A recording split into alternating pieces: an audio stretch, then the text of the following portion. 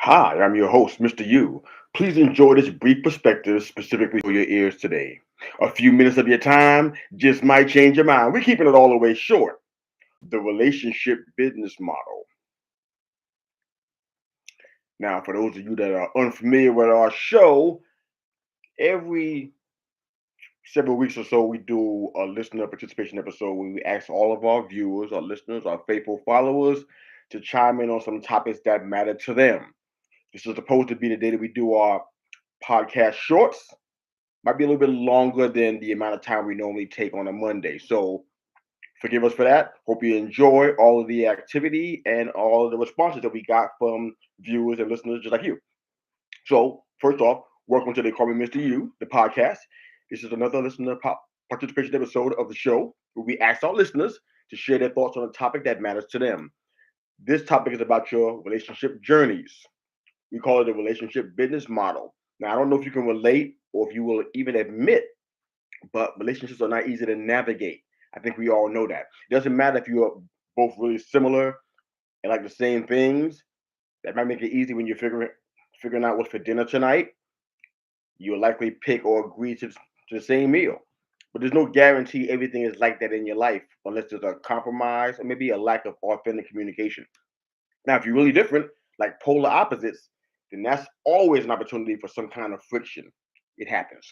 The center line is always the reason for your relationship, the glue that holds it all together. Maybe that center line is your faith. Maybe it's your shared hometown, values you grew up with. Maybe it's certain experiences that showed you that you can trust each other no matter what comes, no matter what happens.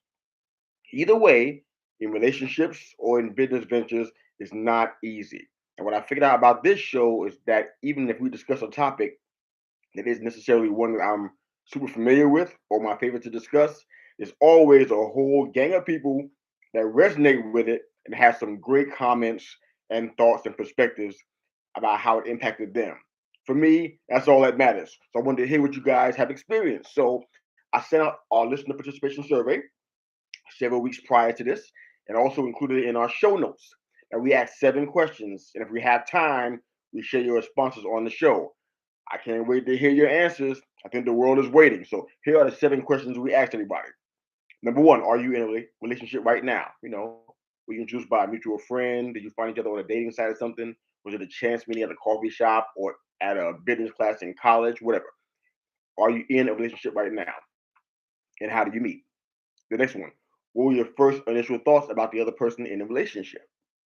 Next question, are those feelings still the same or have they changed over time? Deep question there. Next question, what did you find out about yourself that you didn't like initially? Next question, what can you see about yourself now that you think could use improvement?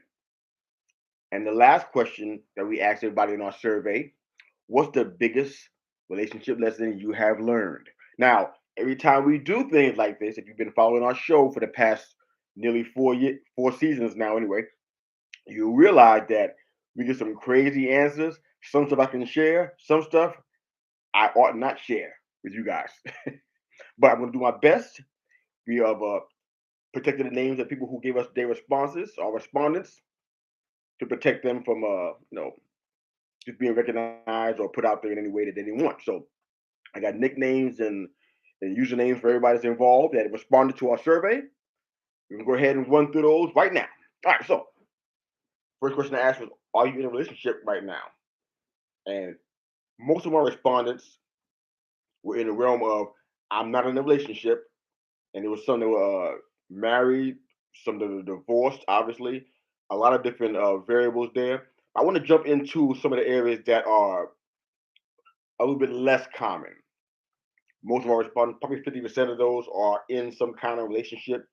They were generally introduced through college classmates, even some on blind dates, things like that. I want to jump into some more of the details with some of the folks that had some really interesting responses. Very interesting. Uh, I have one friend by the name of Steeler BC, and he was talking about when I asked, what did you find out about yourself that you didn't like initially? And this is really interesting when it comes up in relationships. But